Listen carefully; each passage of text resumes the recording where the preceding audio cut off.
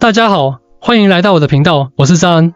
今天是计划的第8天，你是否有过这种经历？但很多人告诉我，道理我都懂，可对视之后，我该开口说什么？哪怕对方就站在饮水机旁，那几秒钟的沉默简直像一个世纪那么长。别担心，如果你也正在经历这种情况，那你一定要看到最后，因为今天的内容会颠覆你以往的认知。这周我们一直在聊如何调整自己的心态，为社交做准备，但是呢，还是有很多人跟我反馈说，你好，我心态都调整好了，但是我就是不知道要跟别人聊些什么，或者不知道如何找话题，只会尬聊，对吧？所以呢，在接下来的1周里，我会每天给你分享一个能够帮助你快速破冰的话题。今天呢，我们就先从最简单的开始，那就是聊天开场白。今天这6个具体的开口公式，将彻底终结你的社交时机状态。这个内容非常的实用，建议你保存下来，多看几遍。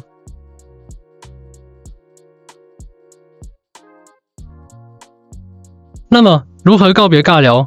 其实很简单，只要你学会下面这6个聊天技巧，就能让你们的对话像呼吸一样自然。第1招，环境抓取法。当你不知道该聊什么的时候，不妨就聊聊周围的环境。比如你和女生约好见面了，在路上，这时候你可以这样对她说：哎呀，今天天气挺热的啊。是啊，都快30度了，不过幸好咱们提前出发了，不然快没命了。或者在咖啡店，不要问你常来吗？不要说，你看那个拉花，像不像一朵没睡醒的云？或者在等车时说，今天的风吹的人想立刻去吃火锅。通过谈论环境，可以有效缓解尴尬气氛，还能让你显得很会聊天。很多人一开口就是户口调查，你家哪里的？做什么工作的？这会让人感到压力。技巧一是，永远先从第三者聊起。这个第三者可以是现场的任何东西。原理，减少对方的防备心理，将注意力从人转移到物。核心逻辑，观察环境中的颜色、声音、气味或突发状况，给出一个无压力评论。只要对方接话，你就成功破冰了。记住，评论要带有你的情绪感受，而不是单纯陈述事实。第2招，关键词拾取。当女生跟你说话的时候，你要学会从她的语言中找到关键词，然后围绕这个关键词展开话题。举个例子，对方说，我最近加班太累了，都没时间带狗去公园。你可以接你养的是什么狗，也可以接看来你们公司最近有大项目，或者我知道一个很解压的按摩店。如果女生说，哇，这个地方人好多呀，那你就顺着她的话问，你平时喜欢来这种地方玩吗？又或者女生说，这家店东西还挺好吃的吗？那你就可以接着问，你平常喜欢吃什么呢？总之，只要我们抓住了关键词，就能够把话接下去，不用担心冷场。原理，训练你的听力敏感度，从对方的话中寻找连接点。练习，下次对方说话时，在脑子里划重点。一个句子至少有3个出口，你永远不会无话可说。第3招，反向赞美法。普通的赞美叫拍马屁，比如你真漂亮，对方只能回谢谢，话题终结。高级的赞美要观察努力而非天赋。有些兄弟只知道一味的去夸女生好看，结果呢，女生不仅不领情，还会觉得你在恶心她。而高段位的聊天高手懂得运用反向赞美的技巧，既能够拉近彼此的关系，还能够让对方对你留下很好的印象。比如女生给你发了一张自拍，不要直接说你好美啊，好漂亮啊，而是说这张照片拍得真不错，一看就是个专业的摄影师，你看。这样一说，女生肯定会很开心，并且还会主动告诉你这张照片是怎么拍出来的，这样你们的话题也就打开了。原理，避免廉价的讨好，建立高价值的社交姿态。技巧，赞美对方为了达成某个状态所付出的心力。案例，与其说你穿这件衣服好看，不如说我觉得你很擅长色彩搭配，这套衣服和你今天的气质特别契合，这样对方会很乐意分享他的搭配心得。记住，当你的赞美有了观察细节作为支撑，它就不再是寒暄，而是一种深度的情绪价值。A few moments later. 说完了前3个小技巧，我们来说说接下来小技巧。第4招，万能的我也一样陷阱。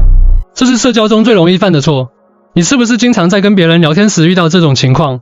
本来聊得很开心，结果他问你，哇，你好厉害啊，你会这么多东西吗？然后你就说，啊，我会很多东西，于是他就来了句，哇，那我也一样，我会好多东西呢。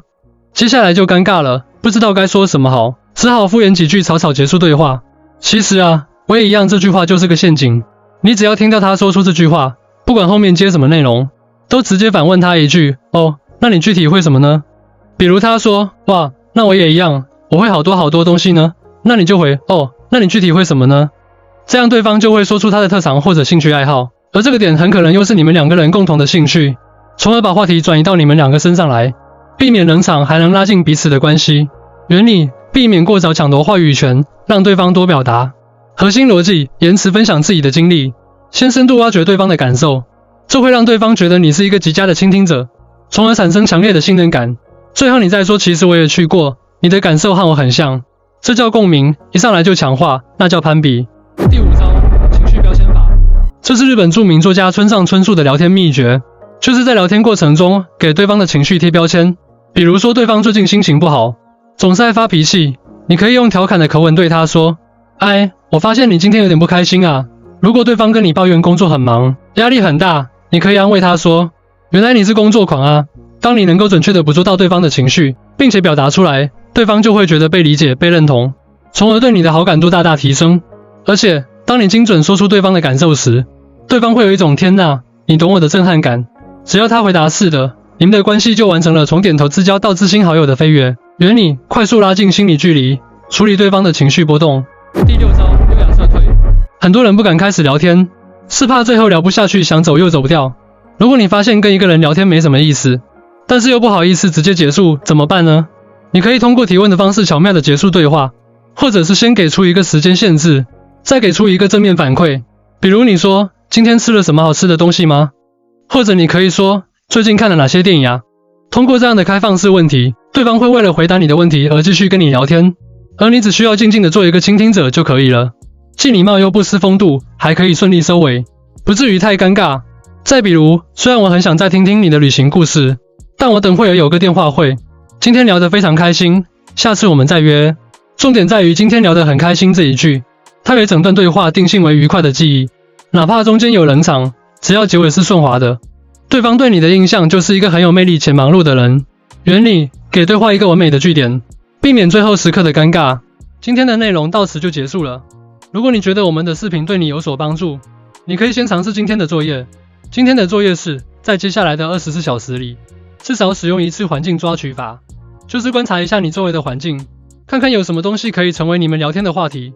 哪怕和外卖小哥聊聊今天的天气，比如你在咖啡店等朋友，你就可以观察一下这个咖啡店的装修风格、音乐选择、咖啡的品种等等，这些都是可以作为你和他聊天的话题。再比如你在超市排队付款，你可以问问前面的人，这里还有其他分店吗？听说新开了一家 I， 我也想去尝尝，这就是用环境抓取法来开启对话。那如果对方问起为什么要去那家店，你就顺理成章地告诉他你和他之间的一些共同点，这样不仅能够迅速拉近两个人之间的距离感，而且还能让对方感觉到你是真诚的。当你熟练运用了环境抓取法之后，你会发现很多对话其实不需要你自己去想说什么，而是会自然而然地从环境中冒出来，就像人不会主动思考自己下一句该说什么，而是随着思维的流动就说了出来。而那些能和任何人聊得来的高手们，只不过更加熟练地掌握了环境抓取法而已。他们总能在谈话中随机应变地抓住环境中的元素，并且把这些元素转化为和他人交流的话题。